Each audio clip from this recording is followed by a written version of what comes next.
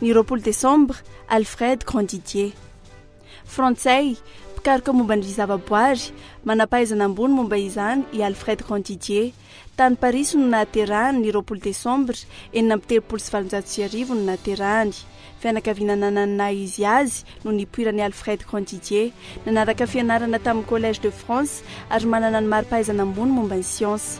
Vao 20 taona montsy ity pikaroka frantsay ity dia nitety tany maro niaraka tamin'ny rahalany Ernest Grandidier. Tonga taty Amerika Atsimo, nitsidika ny Inde ary farany tonga teto Madagasikara.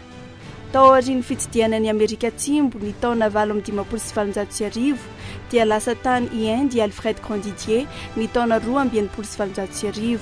Noho ny aretina tazomoka izay namely anefa dia niverina tao Zanzibar izy, avy eo nifindra tao La Réunion. Tamin'izany fotoana izany no nahitany any Madagasikara ny taona 1970. Maro be ireo lahatsoratra navoakan'ny Alfred Grandidier momba ny Madagasikara izay mahakasika indrindra ny ambanin'ny tany sy ny momba ny biby. Nisatra amin'ny 30 ny boky navoakany mikasika ity nosy lehibe ity.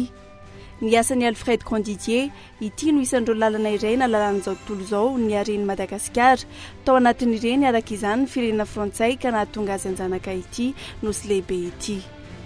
Tsy vitsy ireo mpanao fikarohana na ny mpitondra frantsay ny hevitra ny ankaty Madagasikara no nila hevitra tamin'ny Alfred Grandidier, isan'ireny ny Général Galeny izay tonga teto Madagasikara ny taona 1770. Voafidy tao amin'ny Académie des Sciences Alfred Grandidier ny taona 1770.